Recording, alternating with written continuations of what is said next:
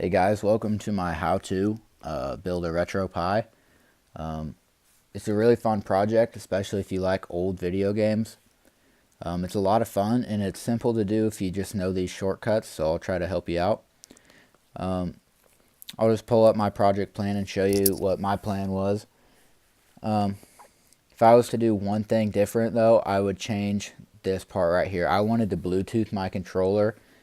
I think it is much easier if you just stick to a wired controller because it is such less of a hassle to try to connect to the Wi-Fi through your Raspberry Pi because you have to set up servers.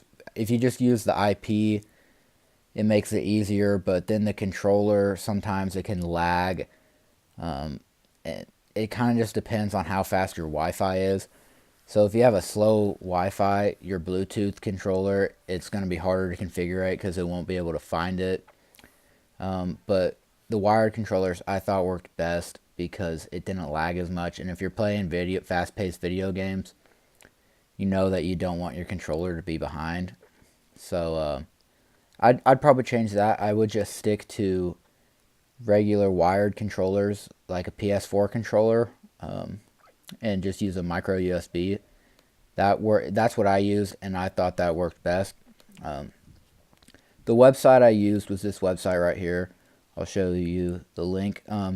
It's github.com, and it is a fantastic website, and I really love everything about it. It gives you everything you need from hardware. The hardware is not much, but there's different builds you can make depending on your setup if you want to get different cases.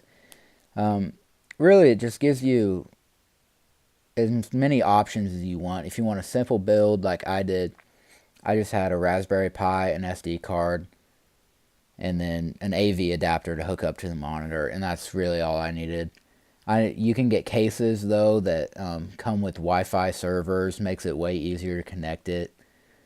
It gives you step-by-steps, and it's a really easy to walk through website. So if you know exactly what you're looking through. So say you know how to do all the installation, you got that down, you just want to go to controller configuration, it'll take you right to it.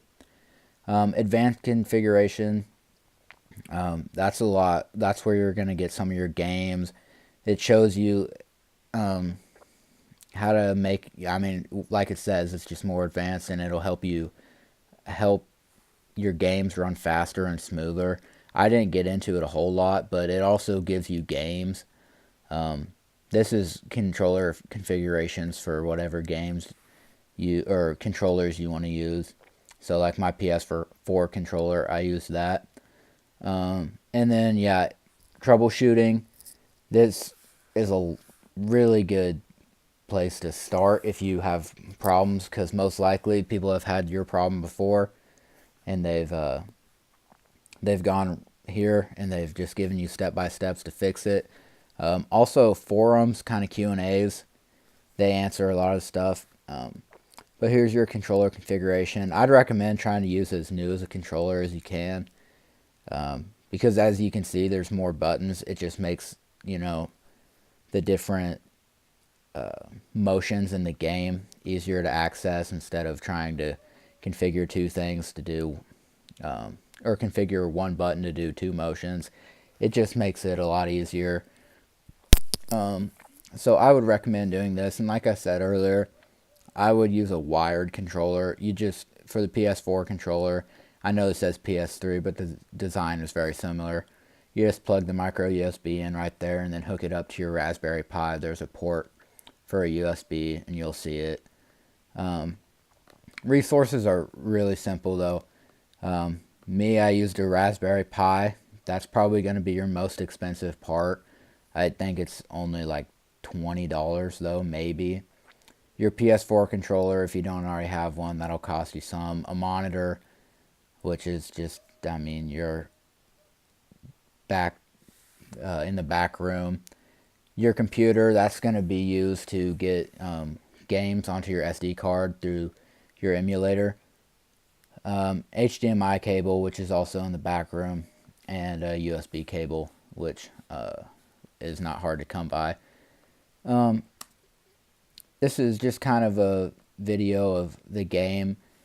As you can see, it's very easy to function with. This was just using the keyboard, which I definitely don't like as much because it's harder to move your hands, but here's just a little bit. It runs really smooth. It's timed up perfectly. Very smooth, not laggy or glitchy. That's just a couple movements. And here. So, like I said, if you like old video games, you're just kind of a nerd like that, there's nothing wrong with that. It's a lot of fun. It's a good project.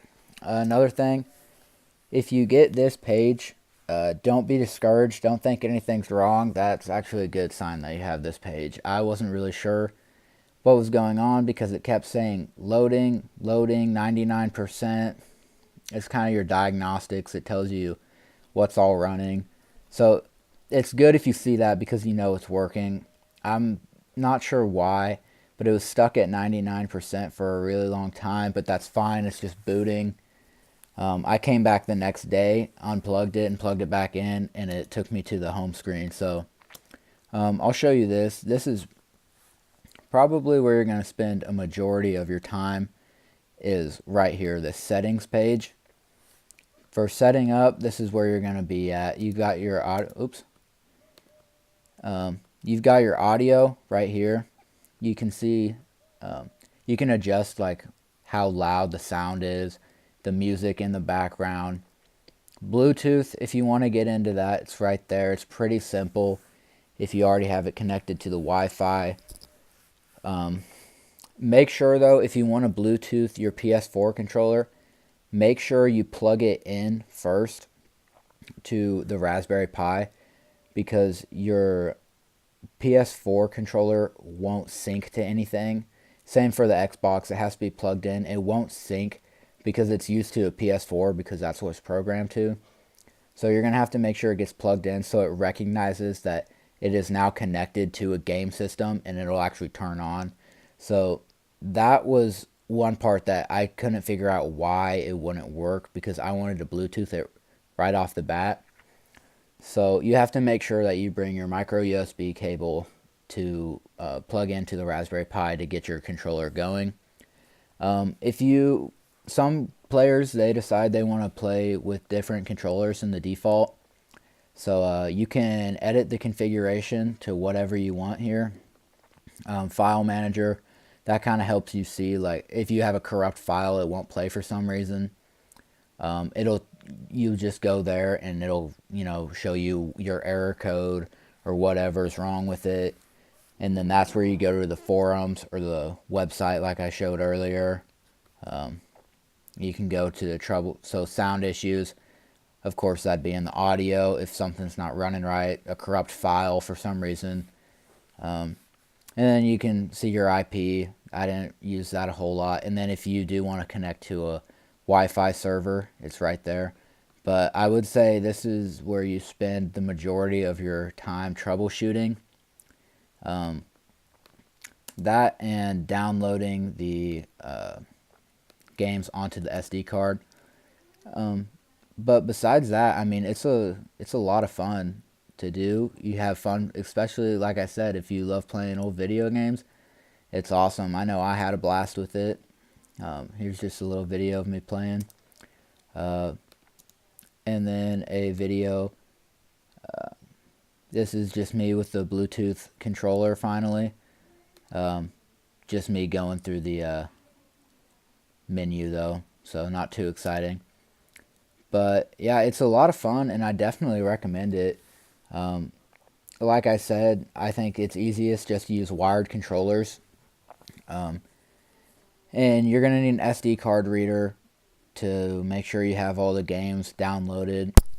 But it gives you websites for emulators on GitHub. So yeah, emulator station, that kind of shows you what to do. And then there's links all along the side that just take you. And of course you can just Google one too. So it's really a fun project, and I'd recommend it for anybody because it's not too hard at all. But yeah, I think that this project is good for beginners, especially if you're trying to figure out how to do a Raspberry Pi, because it's quick and easy if you know what you're doing. So I hope this video does help. Like I said, you're going to need a micro USB card, an etcher, and yeah, I think it's fun, especially if you like video games. So I hope this video helped you guys out.